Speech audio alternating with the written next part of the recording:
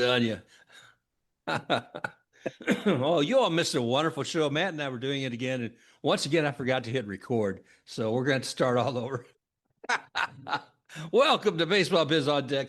I'm Mark Carbon, and with me, of course, is Mr. Matt Germain. And we're going to dissect what's going on in the wonderful world of baseball and a bit more, actually, than usual on the Rays because it has been an exciting day. If you're a Rays fan, it is Wednesday, May 6th, and it is just a little bit after almost getting close to 7 o'clock. We'll take a look at what's going across all of MLB and the standings and some other news as well. So, Matt, how you doing, my brother? You know what? The Rays are doing so much sweeping right now that I feel like I'm watching some sort of cleaning show on TV. I'm not watching baseball anymore, Mark. It's amazing to see. And because of that, and my Habs playing tonight in the playoffs, I feel amped. I'm in a positive mood. Well, you've got plenty of reason to be. It has been an exciting time, and you and I both have said, well, we'll be lucky to see 500. And I know it's still early in the season. Don't get me wrong. But man, does it feel good. Let's see. If we're looking at what they've been doing, is it three sweeps thus far? Oh, Wow. I think yeah, that they might have four sweeps overall, but they've won six in a row. They're 9-1 over the last 10. You know, the impressive things that I like are things like how many games are they winning that are close. Yeah. I think that's something they missed out on last year quite a bit. So they're 8-1 in one run games. And then they're also, positive record at night. They're 13-6. Against East teams, they're 6-0. So Wow. they've yet to be beaten by an Eastern team. So, there's just a lot to like about the way things are going right now for the Rays. Nobody seems stressed out. There's no major injuries like to the lineup, but the pitching's another story. Ooh. Yeah. Because you and I were talking about the three M's: Martinez, McClanahan, and Matz. And Matz is off the board right now. I don't know how long. Do you know anything about the injury? No, but it's one of those things that it happens every year with Steven Matz, and there's a reason why he's only thrown over 100 innings once in the last 5 years. Yeah. And it's because that continues to come around. So that's why I always said like there's still fragility in the Rays rotation. The Rays are mitigating this a little bit right now with Griffin Jax and Mason Englert. I think Jesse Scholtens is going to piggyback off of Griffin Jax. So I don't know if there's planning to just start Mason Englert and see how long he lasts. But it leads you to think, okay, well, Ryan Pepiot we know is probably gone the majority of the season, if not all of it. So then you're starting to look at the rotation. You're like, okay, Joe Boyle's had his issues as well in terms of health. Drew Rasmussen doesn't have a golden star next to his name No. for health over his career. Shane McClanahan certainly doesn't. So when I look at the league, Mark, and I look at the Rays record, I'm like, okay, they're 24-12, which is really impressive. Like Yeah. that's an awesome start. They basically have to be just above 500 to get to 90 wins, right? From here Right. on out. So they've put themselves in a really, really, really strong position. So when I look at that, I'm like, how good would Robbie Ray look with the Rays? Those His tight name is pants. Ray. His name is literally Ray. And, and Yeah. and he's been in the AL East. He wears the tight pants that all the ladies like. It'll get people in the seats. And I think, the Giants just don't feel like they've got any traction whatsoever. Their lineup is really struggling to start the year. I don't know that they would be interested in this yet, but he's a free agent next year. And if they're going to maximize on the value of trading him, and they do have young arms that they could put in his place, that might be something Buster Posey looks at and says, you know what, like let's make a deal, let's make something happen, and the Rays then would have Drew Rasmussen and Robbie Ray at the top, regardless of what happens with all the other pieces. And Nick Martinez, oh my goodness, Oh my gosh. tell me about Nick, Mark. Is he just a wonder to watch? I mean, his command from the mound. You're not going to see wild pitches. I mean, hopefully from no Major League Baseball player, but many of them do. He just seems to have such definition of where he's going to put that pitch. And if you're looking at him from home plate and you're looking at that face, you can see the determination and his commitment to know, okay, maybe I should think twice about this. But his ability to come in with a very sharp list of pitches that he can perform makes all the difference for him. So I'm so happy we got him. And again, to all you naysayers out there, well, Bronx cheer, insert here. What I love about Nick Martinez is he looks so happy when he's pitching. Yeah. Like, he's always pumped. He's always upbeat. He's always like cheering himself on, cheering the team on. He gets pumped. So it's just amazing to watch him. Like right now, I looked at all the statistics before we started. The one thing that I did note, and I'm usually conscious of this as somebody that looks at statistics a lot. If your ERA is significantly lower than your FIP, then it tells something about the defense behind you, right? And when we had gone through the offseason, I noted that the defense was going to be a lot better because they moved on from Josh Lowe and Brandon Lau. And they've put in guys who are making plays. Brandon Williamson, Johnny DeLuca is back now in the outfield. Even Richie Palacios has looked good on occasion in different spots. Today, Chandler Simpson made a great catch in the outfield and he was pumped about it, or it might have been last night. Either way, everybody is kind of chipping in defensively to the point where all of the starters and the pitchers, if you look at their ERAs, they're lower than their FIPS. And that means that they're stuff wise, they're pitching to contact, right? They're trying to get the ball in play because they trust the defense behind them, which is great. And Kevin Cash would speak to that all the time, that you have to be aggressive in the zone and that invites contact. And that's okay because you've got the guys behind you to help out. So the Grays are having a really, really, really strong start. And I'm going to start comparing it to that 100-game season that they or Oh, win yeah. season that they had and see how it matches up. It has just been, like I said, dumbfounding to me when I look at two right now. Let's see, they get the fifth sweep most in the majors. It's fifth, five, okay. Yeah. And 13 games in a row, allowing three or fewer runs. Now, what does that look like? With 17 runs allowed, the starter ERA is 1.38 and the bullpen ERA is 0.99. Those are some pretty damn good stats there, Matt. Yeah, and that's the thing, right? When you're looking at the ERAs, it's always great to see that low number, and then you have to be realistic about it and say, well, how much of it is the fielders behind that pitcher? So the Rays just honestly, timing of everything that they're doing as well.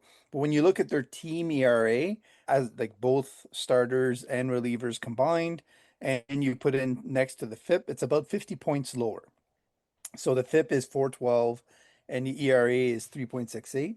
So what I'm trying to point out is that if they start facing teams that are hotter at the plate, because let's face it, the Guardians and the Blue Jays are great teams, Mhm. but their lineups are not exactly churning and burning right now. No. Like so if they face a hotter lineup, they can get into trouble and start losing some games in series that way. But they've bought themselves time. They've given themselves a cushion. They've a good team or a great team will win the games that they're supposed to win, right? And so they're doing all the work that they need to do in order to get there. Brody Hopkins, last start in AAA was really good. He finally lowered his walk rate. He was locked in, looked clean. He had 7 Ks in 5 innings, I think. Only allowed 5 hits and 3 walks. I'm happy to see that because he's a very important depth piece for them mid-season if they need to call on somebody. Or who knows, maybe they'll end up dealing him. I doubt it, but I think, you never know with pitching and how aggressive they want to be. I want to go back to something you were saying a moment ago about how good the pitching is and how dependent that can be on the guys behind them. And I know Shane McClanahan today, Ryan Bass or some of that was trying to get him to say more. And he says, look, he says, Ryan, you're not getting on my boat. Well, you keep talking with some of this, you're not getting on my boat. So there's a little cheerfulness and yet, because he doesn't want to separate himself from the team. And Mhm. he knows that he feels that whole energy when they're together. And they are making a difference.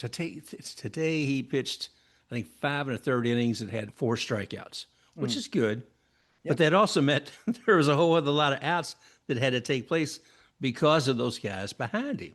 right. And, he respects that. He honors that.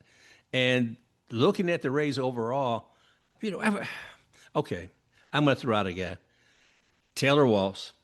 Yeah. I've probably said less positive things about him than I've said negative things about him over time. Sorry, Taylor. And he has earned more respect now that what I've seen, and I'd say in the last few weeks, certainly. And he's doing better at the bat, but I just feel like it's all coming together for him. It's gelling. And it's not to say that he has met his peak of evolution, if you will, as a shortstop with the Rays, but he's doing much better. Another thing today, I was watching before the game. They got Doug Wechter, and he's interviewing Taylor Walls. They're out there on the field. And Wechter isn't saying much because Taylor's doing all the talking, explaining what he does to be the person that he is. He even's talking about, if I write a book, I'm going to include this.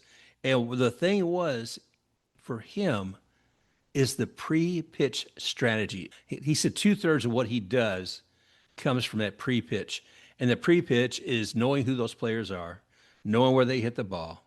And then a part I didn't realize was pitch com. Mhm. Now, Matt, pitch com to me was something that just went on between the pitcher and the catcher. And that was it.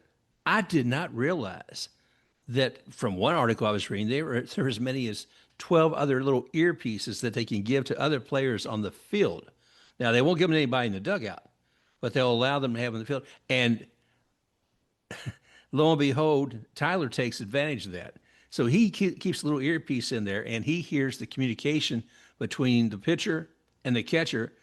And he, in his mindset at that point, he's already positioning himself where he thinks that ball is going to be with that pitch. And I thought, man, what an advantage. I didn't even realize that was something they could do.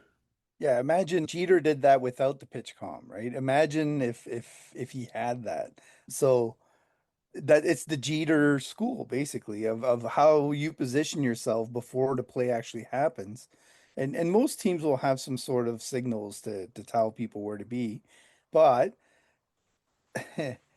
you're predicting a lot of physics in there. It's sort of like calling your shot in billiards, right?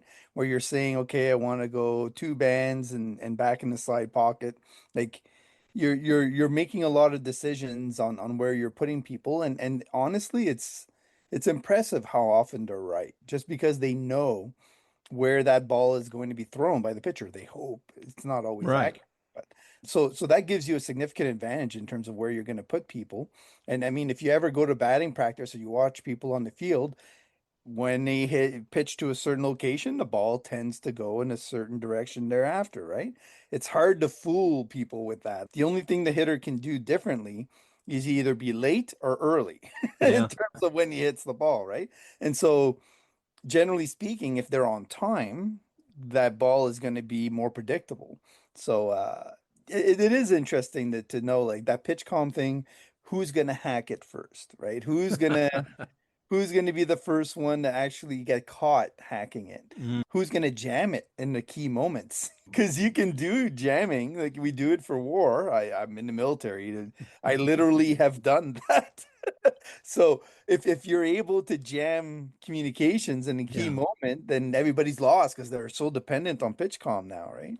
Oh, And you they depend it stop on that. games sometimes right Yeah, now, Matt, because of yeah, that. yeah. It's like they don't know how to behave without it.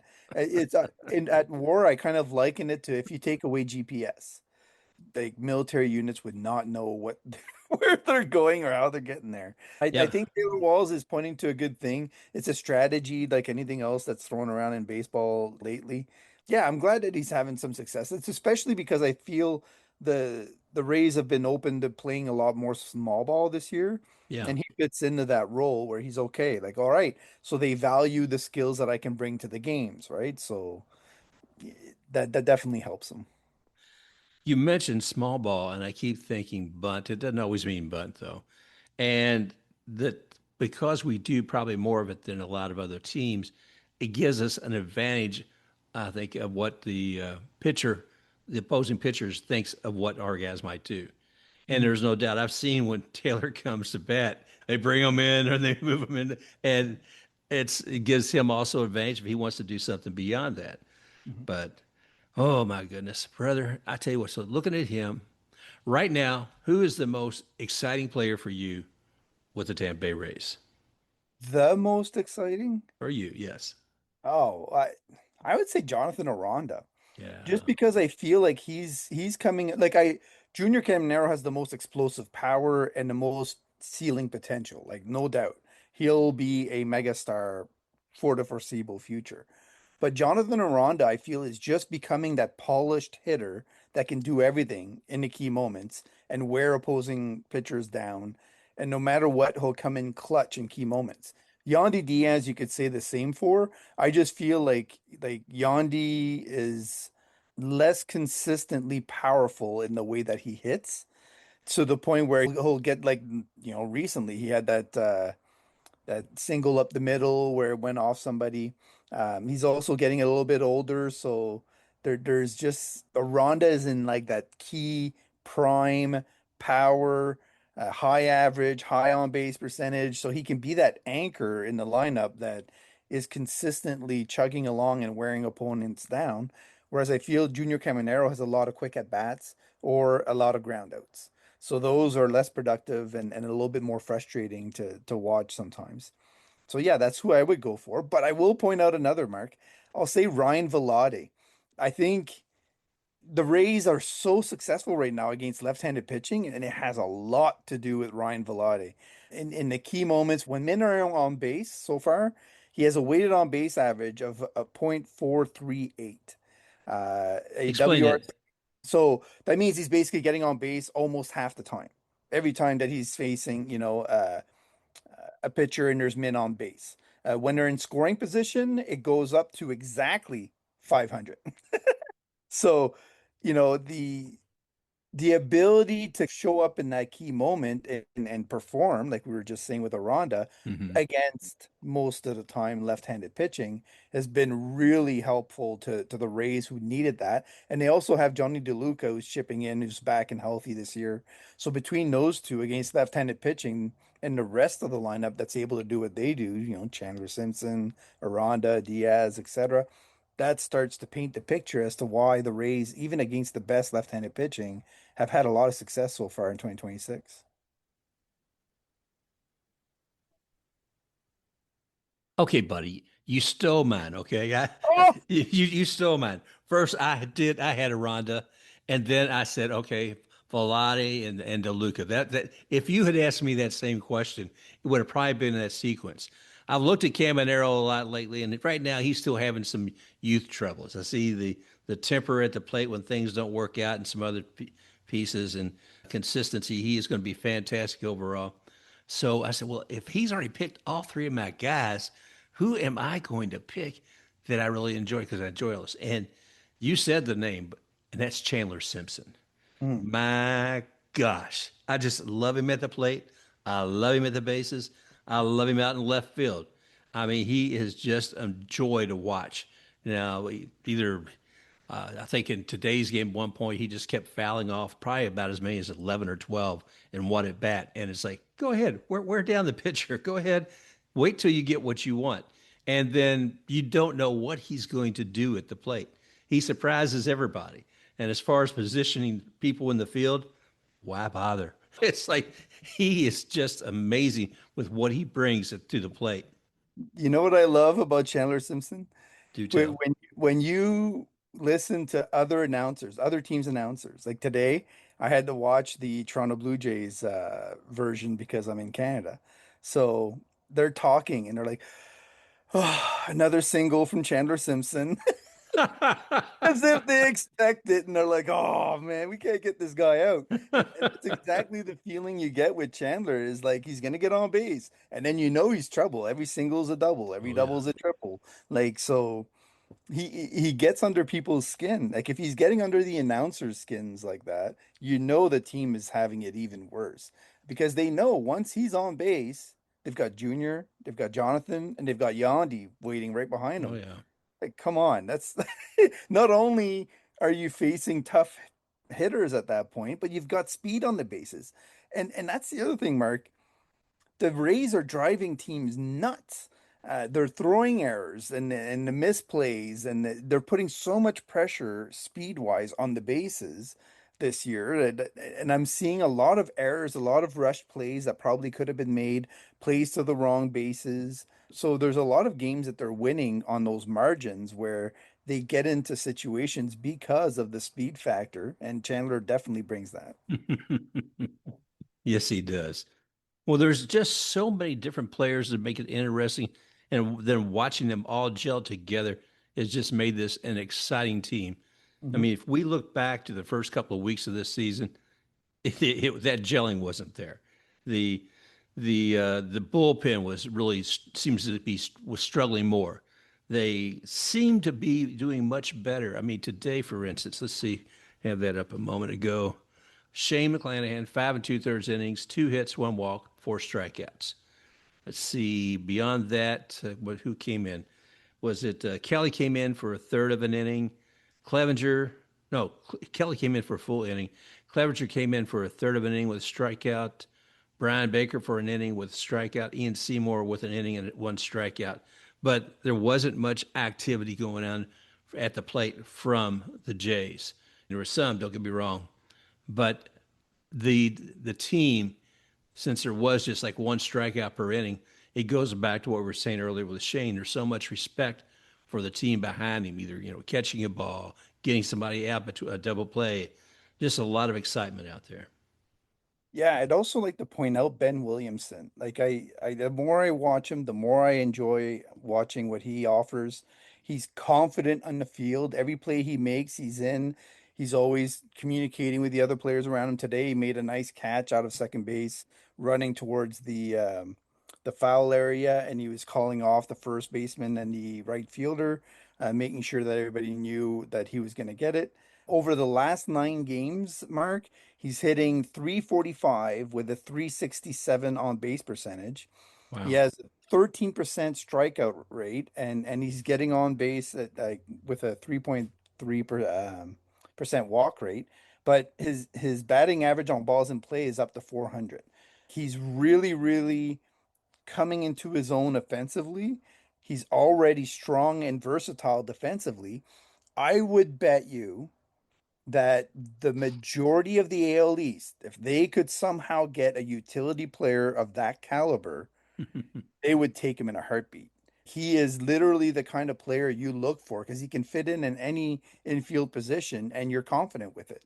Like they're the kinds of players that really help elevate your team because every time you're putting him in, wherever you put him in, you're getting a high performer. The Blue Jays had that last year with David Schneider and another one of their players that drove every team nuts. What's his name? Hang on, I'll get it. It's one of those role players that whenever you're looking for trades, you're looking for that type of player because who's the guy that and Kike Hernandez for the Dodgers, right? Miguel Rojas was another one that they've used in that same kind of role, where whenever you need them, you call on them and they're able to kind of come off the bench or be in the lineup wherever you put them. Ernie Clement is the guy I was thinking of. Okay. So Okay. so he's like the Rays version of Ernie Clement and that yeah, so I'm excited to see what that he's doing that well. I'm curious how far along his bat can come because he does have power. We've seen glimpses of it. He's getting that consistency now over the last 9, 10 games. So can he keep that up and where is that going to take him by the end of the season? I don't know. Kevin's not afraid to put somebody in or take somebody out. I mean, Mhm. Ryan Velotti, whether he was doing well or not, I've seen, he may not be starting, he may be brought in. And today, Cedric Mullins, he brought him in late in the game. And I can't remember what exactly he did, but I know he contributed. I think he at least got on base. And Mhm. there's some things of that. I saw him at least one of the catches deep in the center. He did fantastic with that. But Kevin's not saying, okay, I'm going to keep that person there for all 9 innings. He's got enough good fellas on that bench that he can bring them in for 3 or 5 or switch them out or bring them in at the very end of the game. His ability to bring in different players toward the end of the game also makes the other team have to jostle and figure out What am I going to do? And why did he bring that one in here? Why is he bringing that guy in? Yeah, and the other thing we don't talk about much though is it's buying time for the young guys down in Triple. They don't have they're not forced to call somebody up that they don't feel is ready or that can get more seasoning down in Durham. Durham is struggling anyway, but it's nice to have the ability to let them really get their legs under them and only call on them mid-June onwards. Yeah. Because by that point, they've really felt comfortable and they feel like that's a better time to call up minor league players when you need to. But yeah, overall, the Rays, I mean, when you're looking at holes, like let's say you wanted to add somebody to the lineup right now where you're like, okay, we have a hole here that we want to improve on. A lot of people that I'm getting questions from people about Cedric Mullins, right? And I'm saying, okay, well, how do we upgrade on that? And I'm like, in my head, I'm thinking when Jacob Melton is healthy and comes back in AAA, he is going to be that piece. They already have him. They just haven't been able to lean on him yet. Another one would be in the catcher position, right? Where we were talking about a few shows ago about Hunter Fiducia not really seeming to be fully comfortable. Right. He's seeming to come around now. Like he's getting his groove on at the plate and he doesn't seem like he's pushing as hard as he was before. He's waiting for those right pitches and he's on top of them when he gets them. So I'm curious to see like where he can take it. Fortes has been great overall. So Yeah. again, you're not really seeing a black hole. You're sort of like, okay, well, yeah, we could go.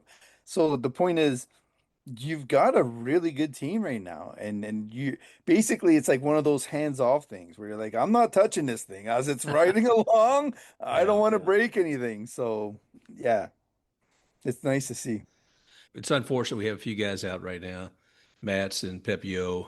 Mm, But when I was looking across the dugout and not seeing Alejandro Kirk, mhm. and who's Crochet, I think is another one who's not with the Jays right now. And that's kind of critical. And plus we've talked before about some of the changes that they've made. Next week we will have a very special guest and a friend of ours, Brent Carty's going to be joining us, and we'll have to have him help us dissect what's going on with the Jays.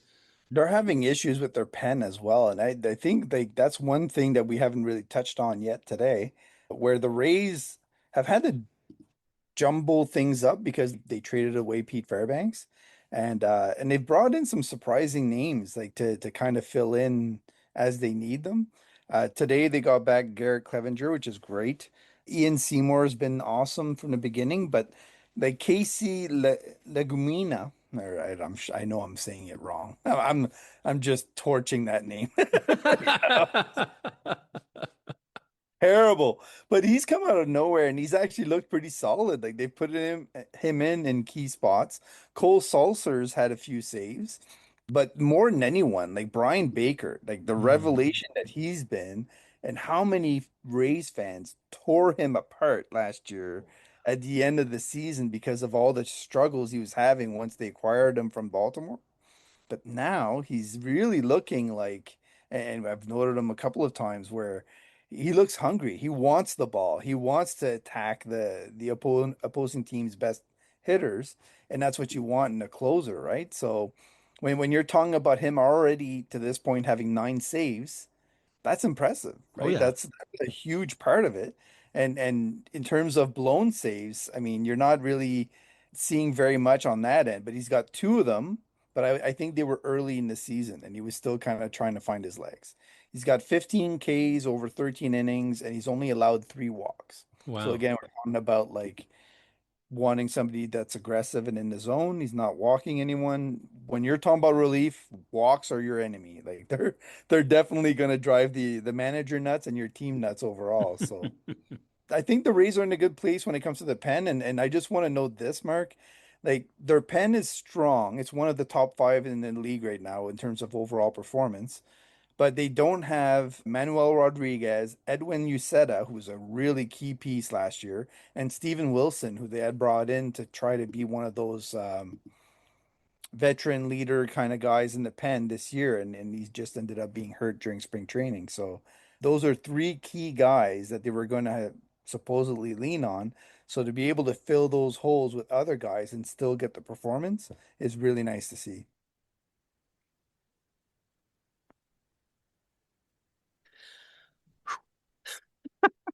No, it is good to see, and I'm looking forward to the rest of the season. But it looks like a team that has gelled. Like you were talking about those first few weeks, a lot of players, it didn't seem like they had their legs, or it didn't seem like there was a unity. There wasn't a gelling of the team, and all that seems to be taking place now. So I'm very happy about that. Are you ready to talk about the MOU? Do we have to, Mark? No, we don't have to. No, no, go Or, ahead. oh Go ahead. gosh, You know more about it than I do. I read up on it. Honestly, to be like fully yeah, honest, yeah. I read it on 5 different sites, and I was like, I don't know what they're talking about here. It Thank there's you. no forward motion here. It's just basically restating what we already knew. Yeah, I feel like I'm in a daze in St. Petersburg again over there with the council and the commissioners as well. And it's just like I was reading one of the articles today and something to the effect where Ken Babby said that if things weren't going to happen within a certain time frame, we could possibly be losing state support. And I Mhm. thought, and indicating finance, I thought, no, no, maybe he's talking about the campus itself, but all I thought is no. And MOU, no, It's moo is what I saw. Moo, a big moo, big cow. So right now it means nothing to me. The city is obviously not going to be pushed. And it sounds a lot like St. Pete because you're hearing certain city officials saying, well, we've asked for documentation and some other materials and have not seen anything as of yet. And yeah, if that's the case, there's not going to be a lot of movement. Oh, but we're just asking, for you guys saying like a letter of intent. You really would work and do it with us, would you? Why, right. why would somebody sound something like that if they don't feel like something's being done with good faith right now? Well, we can't talk about that because there's still a lot of priority stuff that hasn't been set.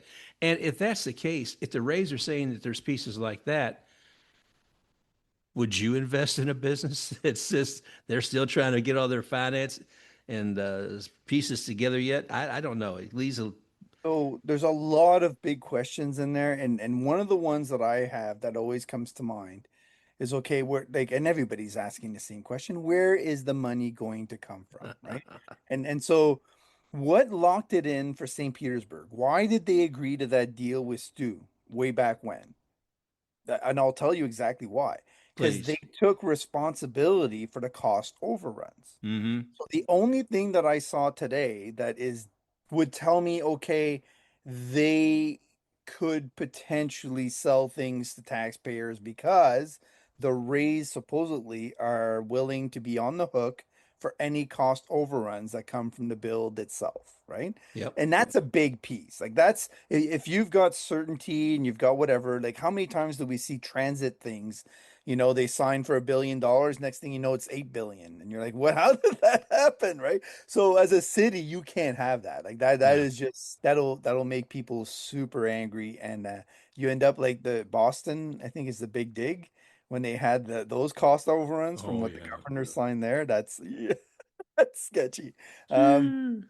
but yeah, so when I saw that, I was like, okay, well, that's one quote unquote olive branch. They're trying to paint it as, okay, well, now we're only asking for 1 billion instead of 1.5, 1.15.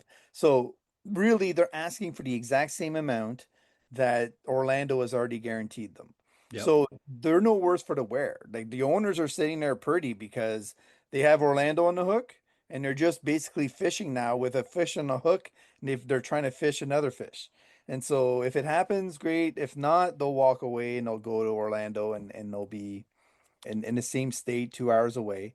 Or they'll ask for bids for other people and possibly get an even sweeter deal in Nashville or somewhere else. And I think sadly, the city is in the worst position of them all because they have to try to figure this thing out without losing their heads, without losing their support, while trying to put taxpayers on the hook at a time when Mark, like we're just starting to see the inklings of job losses, like Yeah. from AI, from robotics and everything else.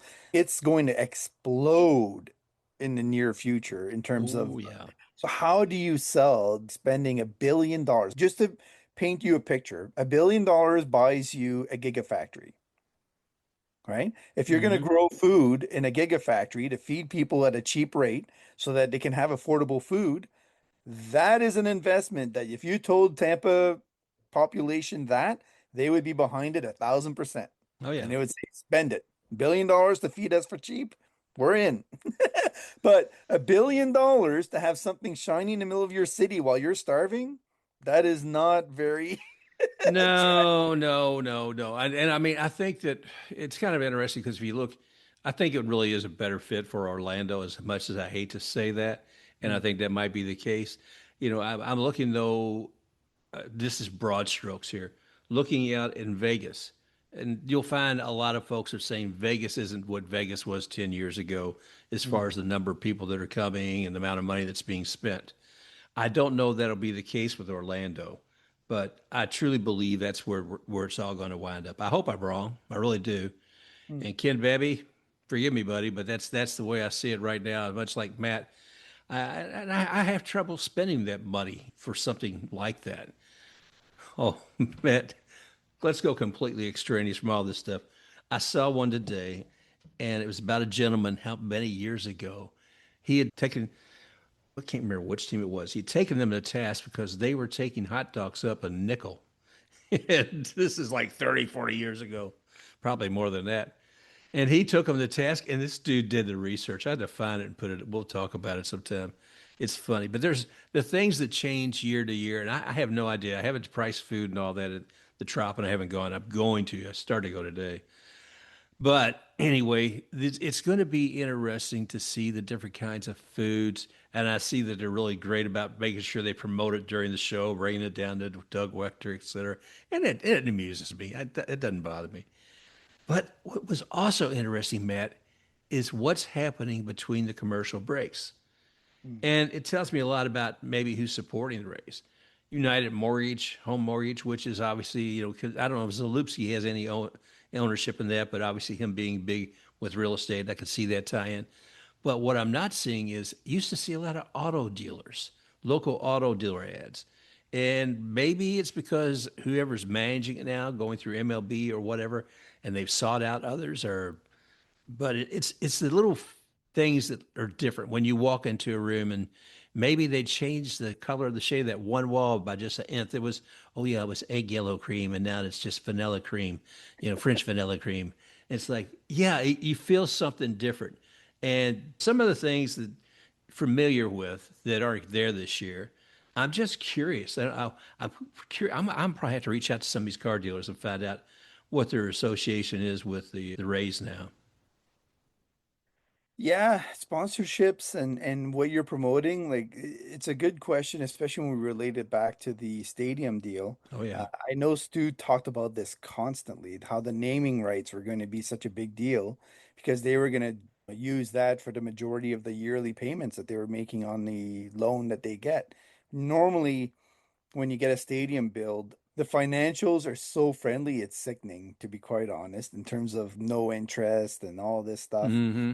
So you could argue that a lot of times they're making money off of what they're paying off with tax and everything else, like all the deductions that they get to make for capital cost allowances and a whole bunch of other things. But I don't know. This is the thing. Like I related back to when the Stu had the 100 corporations or whatever that he was trying to line up to help drum up support, and it just wasn't there. And honestly, I haven't seen that rekindled at all. No. And I haven't seen that any momentum corporate wise that tells me things have changed significantly. They're different, but they're not amped up to the point where you're like, oh, well, these guys, like these big players are in there. Like, no, they're just sort of like, okay, you had this medium-sized group here, now you have this medium-sized group there. It's like half in one, half in the other. Yeah, So, I don't look behind me and I see Bezos and Zuckerberg there ready right yeah, behind me to. right. Or a big fish, like a big, somebody that it might exist down the road. I don't know. Like there might be something else in play. But like I told you before, I think this was a real estate deal. Yeah. When this falls through and they go to Orlando or somewhere else, they'll be able to use that land for other investments that they already have in mind, and they'll do well with those. I am going to dig up and a show recorded a long time ago with a professional league, and but it was a minor league level. I can't remember which one it was. It's been like 3 years ago. And he was kind of a pioneer of all this, even at a minor league level, getting money for a new ballpark, but also for business development around it. And at the time, I was just totally aghast and couldn't believe anything like that would happen. And obviously, it's just part of the landscape now, and people can either accept it and change it or not. But I think I'll have to find that again because it's sometimes it's interesting to go back and say, "Oh, I think that actually happened there before it became here." Curious. Anyway, no, it's interesting seeing the things that have changed, the things that are the same. I'm really looking forward to going to the Trop and seeing my first Rays game in the new Trop and enjoying that experience. It looks great from what I see on TV. I don't know. Hopefully, Karen and I can go together here soon. I started to go today and said, nah, no, I got not feeling 100% today, so I decided to watch it, and it's great. The team's great. I am just so thankful that they're here, Hmm. and I hope we are able to keep them. Yeah, we'll see. There's definitely the room for that to happen. It's not like they're on their way out right now, but that clock that Ken Babby has put in that says by July they need a deal essentially, or Yeah. else things get tight in terms of build timings. There's also the other angle where ultimately, if they are committed to Tampa for whatever reason, Hmm. nothing says they can't extend, with St. Petersburg for a year. Yeah. They can't add a year and say, you know what, we're not able to lock it in. We're still interested. Let's add a year. St. Petersburg just spent how much on that roof? They're not going to say no to extending it by a No. year or two. So, there's that angle as well where, the fans that have been waiting since 2008 for solution Oh can yeah. continue to wait, and we keep having this conversation. And Mark, you'll be dreaming about our conversations about the Oh Lord. stadium forever. Jeez, brother. Jeez, don't say that. Hey, I do want to cover quickly too about what's going across the rest of the league here. Mm. Now, a couple of weeks ago, you were talking about really looking closely at what was happening with the National League Central, Mhm. and it is still great guns there, man. I mean, that is the only division that all of their teams, I believe, are 500 or above. Mhm. They're looking great, and the Pirates, they're still kind of finding their sea legs. Yeah. Uh, but again, they're facing some pretty tough teams. They've kept the runs off the board. They just haven't. What I've noticed with them is they have like a big game, and then they have a hard time scoring after that. So I think a lot of it is tied to youth, like the inconsistencies. But you look across the league. So if we do it just in terms of like where are the races, like who's coming out, and being kind of front runners across the Hmm. board. You've got in the West, now West, it's the Dodgers and Padres. They have like a 4 game lead on Arizona between the two of them. So it's like a two-team race essentially at this point. In the Central, like you just said, they're all within 5 games of each other. That's 5 teams that are kind of in that same glut. So it's going to be just a battlefield. Then you go over to the NL East, and it's so sad, Mark. You've got the Braves that are 9 games ahead of the Phillies. So they are like already the lead horse. You ever watch one of Jeez. those races where you're like, the horse just took off. What did he take off before the gun went? Like what happened? Well, that happened at the Derby. They had a great white Yeah. horse. Yeah. Yeah, yeah. So that's what's going on in the NL East. So they're pretty much on their own. Now you have to wonder when the Mets are going to start selling because they're not having a fun time. They won the last two, so they do have some hope, but the Athletics are kind of in that the saddest division, I think, in all of baseball, where the AL West has only one team above 500, and it's just above 500. The Athletics are 1 game above.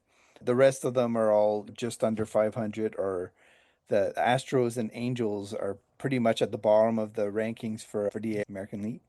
And then you have everybody under 500 in the AL Central, and the Rays and the Yankees showing off in front of everyone else in the AL East.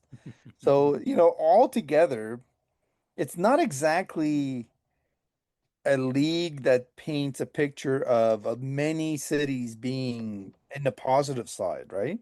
Like there's a very feast or famine feel right now, except for that NL Central. That's why it is the most exciting division right now, Yeah. because all five teams are actually in it for the battle and they're in it for the wild cards as well. Let's take one last measure of that too. The American League has three teams 500 above.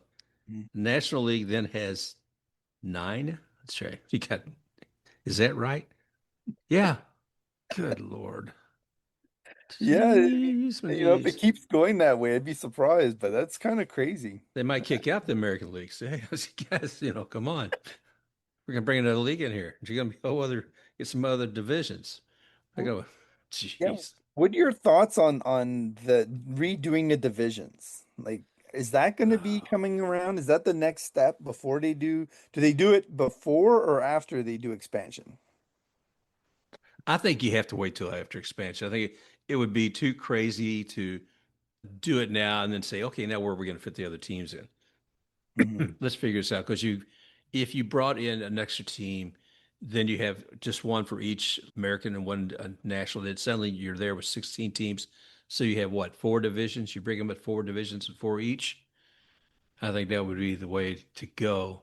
Or do we go back to your relegal, releague or delegalization that you have a team on each, one on the American, one on National League, has to fight to stay in there. I think personally that's what I would do. I would Uh-huh. I would create a 12 team league that Uh-huh. is below the major leagues and form it that way. I firmly believe that's the way of the future for Major League Baseball. Wow. If they want to grow, if they want to make significant money, if they want to make sure they don't lose all of the fans to soccer down the road, they need to build a second league, because just that anxiety of moving up or down is going to be enough to keep fans interested and invested, right? Like, think of it this way: if you're a gambling person, I Ooh, know you are, Mark. So yeah. before the season starts, you go to Vegas or you go on online on whatever site you're using, which there's hundreds of them now, and you put $100 on a team moving up from one league to the other. Right. You do the same thing for the opposite. You do whatever. Like, there's so many opportunities then for that to happen. And honestly, I don't see many other areas where, now that you have gambling, you have food, you have stadiums, you have everything else, where's the growth? And all of these owners are basing their investments on growth, and that's what's driven the value of franchises from, what it used to be when Steinbrenner bought the Yankees, for a buck, and then all the way up to what it is now. Like, they need that extra step. And yet, Yeah. only extra step I can see is if you're able to get $12 billion from owners that are going to build stadiums, and then drive up again, you get another TV deal, you get another this, you get another that, yada, yada, yada. Now, having said that, there is the point where if you're one of those teams that's going to get relegated, you're at risk. But there's only, in theory, up to 12 teams that would fall into there. So you can get 18 MLB owners that are sick and tired of watching owners eat money, right? Yeah. And not spend it. That would be okay. We're in. We'll do this because we're going to get X money. And that whole, I imagine, if they ever did it, the formulas for who gets what money from who and how everything gets balanced out would change completely as Oh, yeah. well. It would You would have have to. to, yeah, you'd have to revamp that significantly.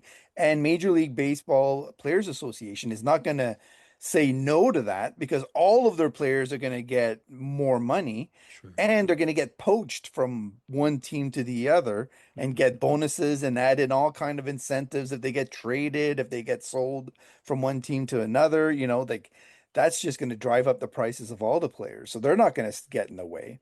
So again, I don't see any obstacles to it. The only real obstacle you have to it is the initial having to build stadiums in those cities that are of substantial enough size, but we've minimized that so much now Yeah. to the point where 20,000, 25,000 fans is plenty. Like they're happy with that now, right? Because that's not really where the money is for the majority of it. No, no. I mean, but if we're talking about what the Braves are talking about here, that's going to be a problem. But if Mm. you look at other stadiums, if you look some that are already pre-existing, and you're actually bringing new teams in, I think there's a whole other sense of excitement about that, and I think that new owners would be more open to that than those who already own one of the 30 teams. Yeah. So we'll see. We'll have to get Jane Levy back on here.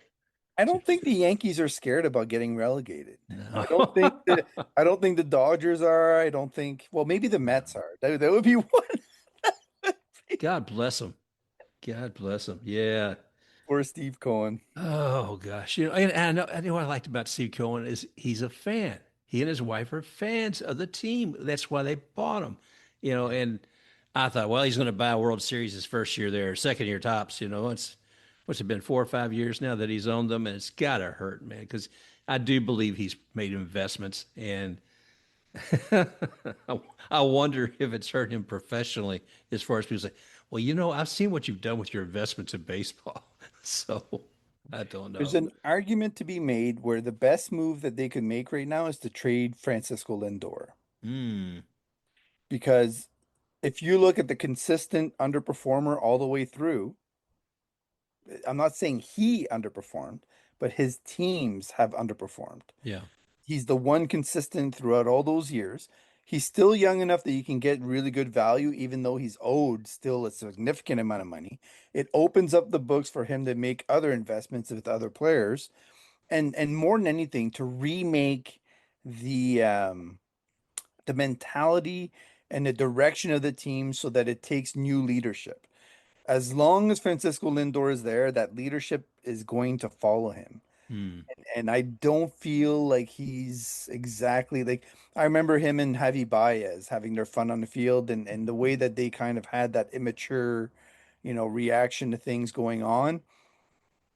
It, yeah, if I was an owner of that team, that's where I would start. I would tell my GM, just go out and find the best deal you can for him, and we'll move on and we'll make a go of it next year with different players.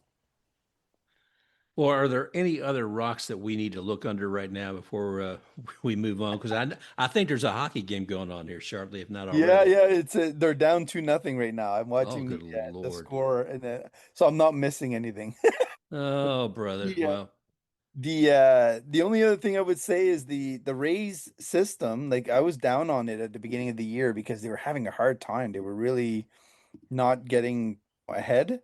But now they've got three teams leading their divisions. So everybody but the Durham Bulls are leading the way and might make the playoffs because all the minor leagues now are set up where you have a first half winner and then you have a second half winner. gotcha. And they face off in the playoffs. So they have things coming along, a lot of people returning from injuries, and the performances of some of the players that they've obtained recently are really fun to watch.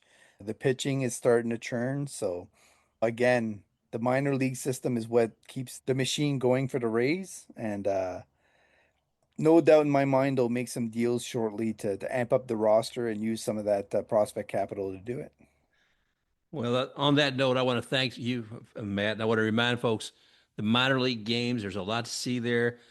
Tomorrow, I'm looking at possibly going to the University of Tampa Division two team playing in a collegiate team. So I'm looking forward to seeing that. One other little note I'm going to throw in here down in Sebring, Florida. Avon Park, they're opening up a baseball museum down there. So there's a lot of different things going on. If you don't have the money to go to a major league game, find that local parks and rec, find that minor league team, find that collegiate and high school team, and enjoy it because baseball's out there for you, and you can find some affordable way to enjoy it. So that's what I'll leave with. Perfect. All right. Well, thank you all once again for joining us here today on Baseball Biz on Deck, and we look forward to talking to you all again real soon. Bong.